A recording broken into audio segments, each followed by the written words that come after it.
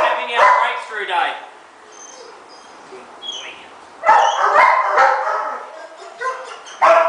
He's now allowing physical touch and embrace.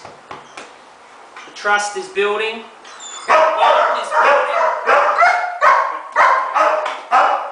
And the avoidance is basically going away. And he's starting to move over and approach. Be touched. Good boy.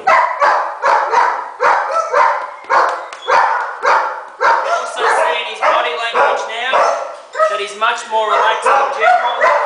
His face, his ears are more relaxed. He's got more of a relaxed neck going on. His tail is a bit more neutral, not tucked in and pinned really hard like it used to be. This is the most I've touched or embraced with him since he came in.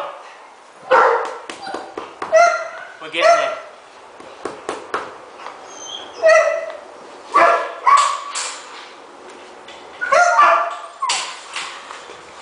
Now he wants to dance. Good boy, Nelson. Thank you.